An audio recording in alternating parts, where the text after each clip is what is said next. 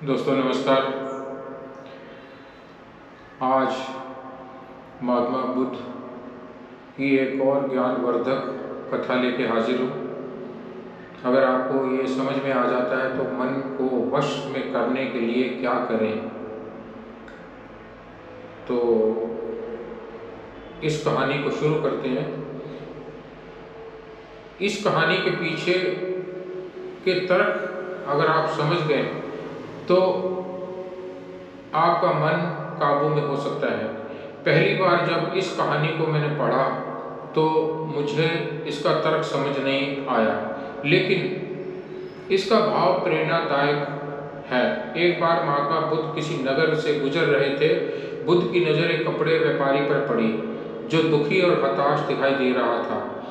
बुद्ध चलकर उनके पास गए और पूछा कि हे भंते, तुम इतने उदास क्यों हो? अगर तुम मुझे अपनी चिंता का विषय बताओ तो मैं तुम्हारी कुछ मदद कर सकता हूँ। कपड़े के व्यापारी ने बुद्ध को प्रणाम किया और उनको अंदर बुलाया। उस व्यापारी ने कहा कि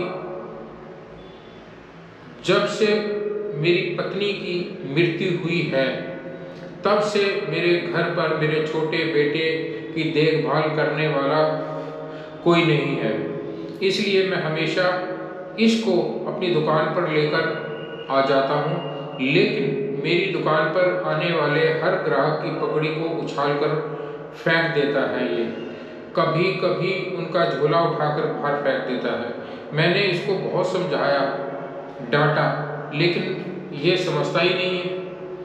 इसकी हरकतों की वजह से मेरे सारे ग्राहक खुद को अपमानित मानकर वापस चले जाते हैं। बुद्ध बोले, मैं तुम्हारी सहायता कर सकता हूँ, पर तुम मुझे वचन दो कि मैं जो भी करूँगा तुम उसमें दखल अंदाजी नहीं करोगे, ना ही कोई प्रश्न करोगे। व्यापारी ने महात्मा बुद्ध को वचन दे देता है।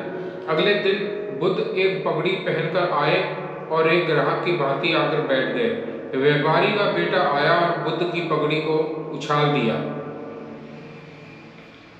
उस लड़के ने फिर से पगड़ी को उछाल दी। बुद्ध ने उस लड़के को कुल्हाड़ी और लकड़ी दे दी और कहा, जाओ इस लकड़ी को काटो। व्यापारी को थोड़ा सा डर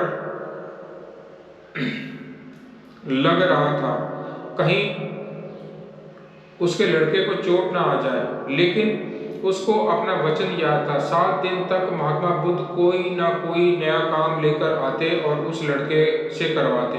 शीघ्र ही वह लड़का भूल गया कि उसको किसी की पगड़ी उछालनी है। व्यापारी बहुत खुश हुआ और बुद्ध को धन्यवाद दिया।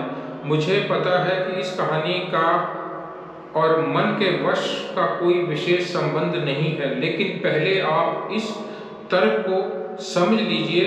अगर हम अपने मन को अपने हिसाब से काम नहीं करवाते तो मन अपने हिसाब से काम करना शुरू कर देता है। मन वश में हो सकता है यदि मन को हम अपने अनुसार चलाएं। मन 2 तरीके से हम वश में कर सकते हैं। नंबर 1, मन अपने हिसाब से काम कर सकता है या नहीं। 2, मन को हम अपने हिसाब से काम करवा सकते हैं।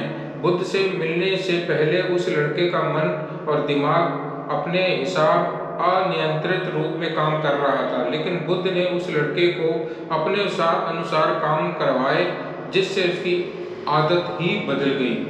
तो कहने का भाव ये है कि मन को कभी भी खुला मत छोड़िए। कोई ना कोई काम आप उससे लेते रहिए। मीन्स कि आप अपना काम खुद करते रहिए, कभी खाली मत बैठिए। अगर आप खाली बैठेंगे तो आपने सुना होगा कि हमारे बुजुर्ग कहते हैं कि खाली मन शैतान का। तो जब हम खाली बैठ जाते हैं तो मन फिर हमें अपने वश में करके हमें चलवाना शुरू कर देता है, हमसे गलत कार्य भी करवाता है, हमें दुखी भी करता है, बहुत ज़्यादा और परेशान रहता है। तो सारी दुनिया जो है मन के वश में होके चल रही है और दुखी है सारा संसार। तो इसलिए अपने मन को किसी न किसी काम पे लगाए रखिए, हंसते रहिए, मुस्कुराते रहिए, खुश रहिए। थैंक यू वेरी मच, धन्यवाद।